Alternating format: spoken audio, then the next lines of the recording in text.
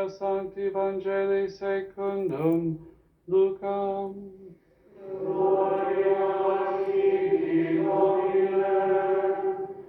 Mary set out and traveled to the hill country in haste to a town of Judah, where she entered the house. Y fue aprisa a la montaña, a un pueblo de Judá.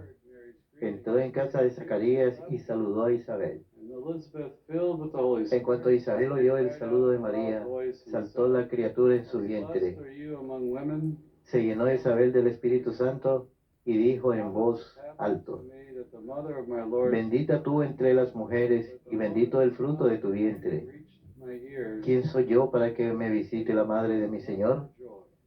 En cuanto tu saludo llegó a mis oídos, la criatura saltó de alegría en mi vientre. Mary said, Dichosa tú, soul proclaims the great que has creído, porque lo que te he dicho el Señor se cumplirá. María dijo: Proclama mi alma la grandeza del Señor. Se alegra mi espíritu en Dios mi Salvador, porque ha mirado la humillación de su esclava.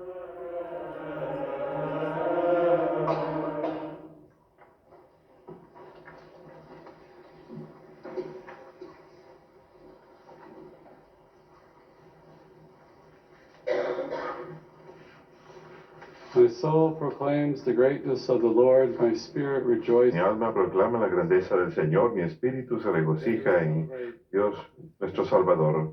Hoy celebramos el memorial del Santísimo Nombre de María. En el Magnificat, este mes habla de su nombre como una palabra de esperanza. Cuando decimos el nombre de María en oración, nos da gran esperanza porque en ella vemos la gran obra de Cristo. Jesús es el único mediador, Él nos redimió y vemos en María el fruto de esta redención y vemos en ella todas estas profundas verdades de la fe, de lo que Jesús hizo por nosotros en ella. Resuena en ella, dice el Vaticano II. Esta lectura de San Pablo en la carta a los Efesios, todo esto aplica a María de la manera más hermosa. Él nos eligió antes de la fundación del mundo, la preservó de pecado original en su inmaculada concepción. En el amor nos destinó a la adopción a través de Jesucristo según el favor de su voluntad. Esto se realiza por la voluntad de Dios.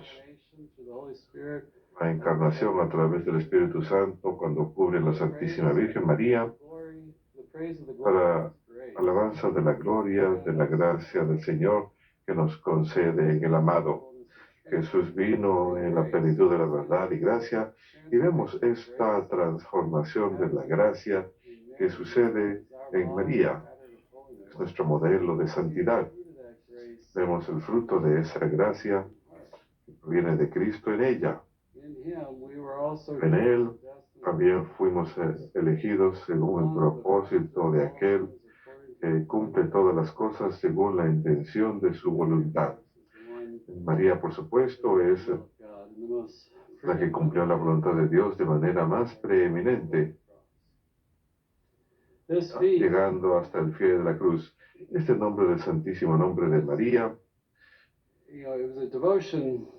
fue una devoción de siglos atrás. Papa Inocencio XI extendió la fiesta del Santo Nombre de María a la Iglesia Universal.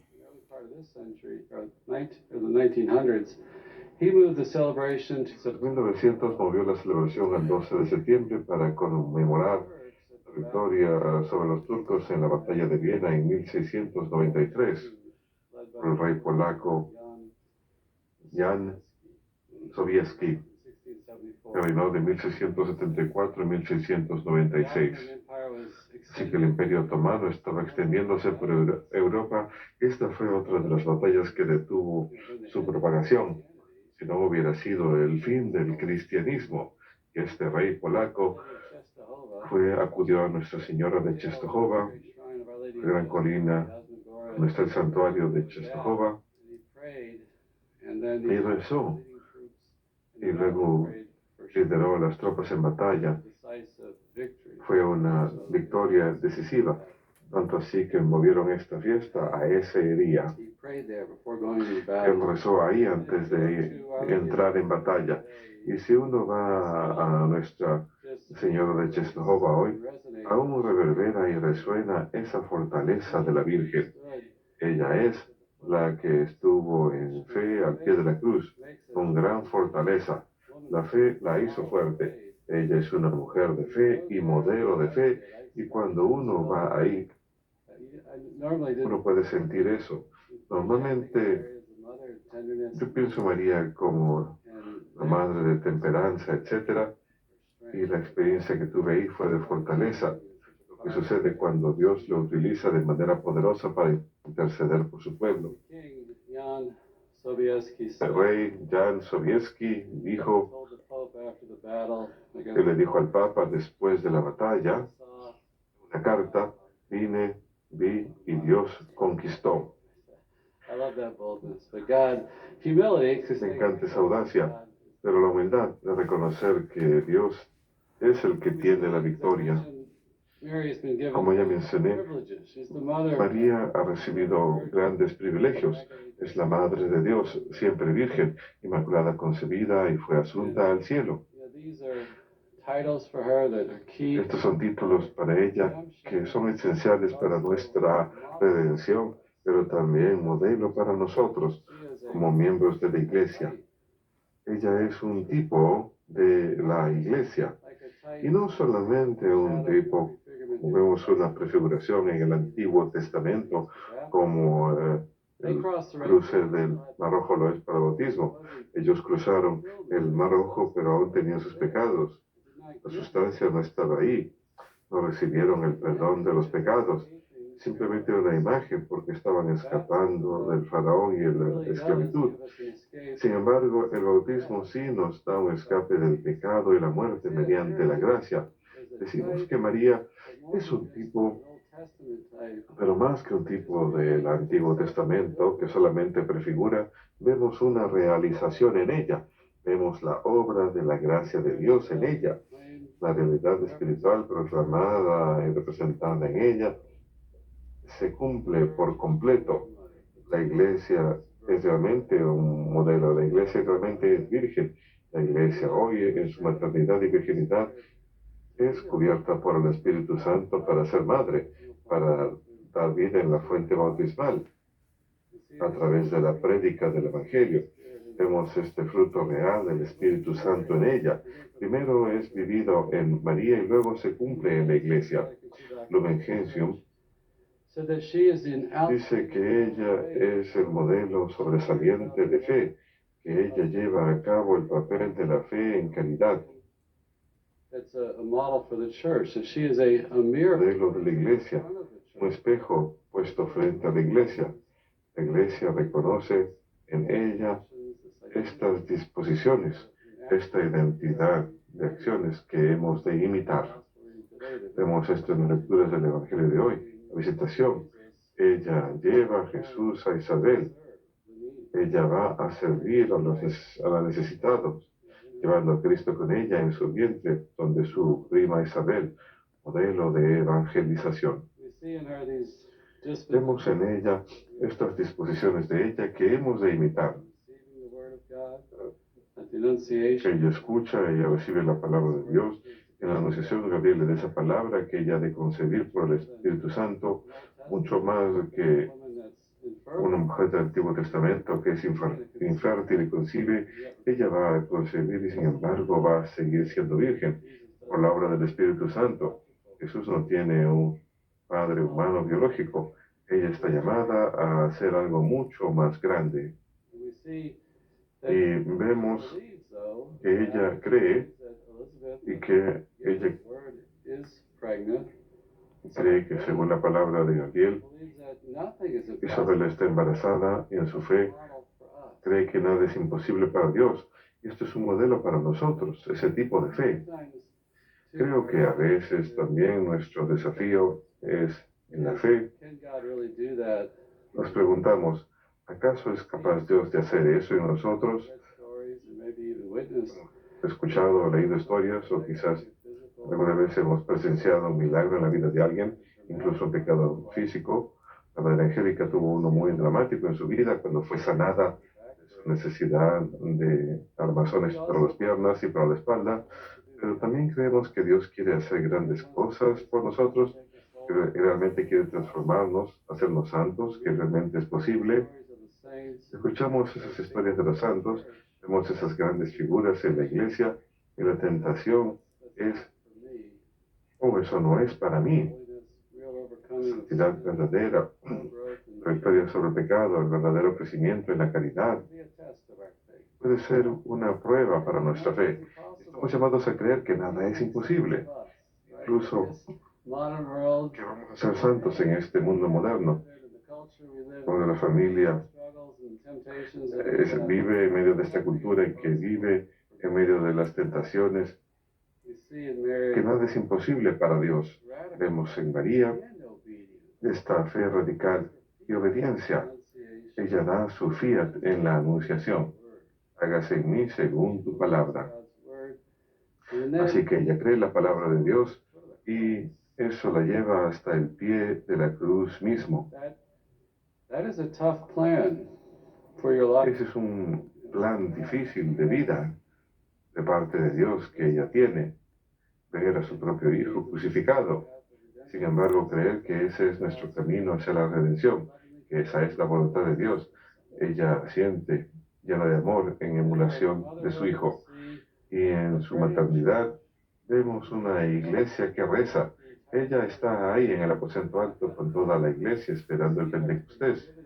La vemos en la Natividad, esperando del niño Jesús de bebé, dando ejemplo de la cercanía que debemos tener con Jesús.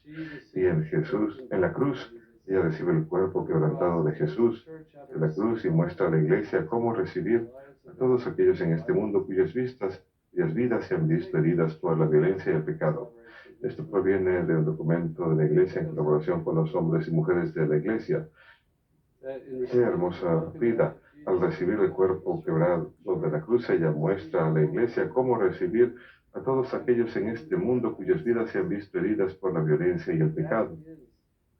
Ese es el efecto de nuestra cultura el día de hoy, que promueve el pecado, que promueve el descarriamiento de Dios, que deja a las personas heridas al lado del camino. Cómo recibir a aquellos que han sido tan lastimados por la cultura, por una vida de pecado.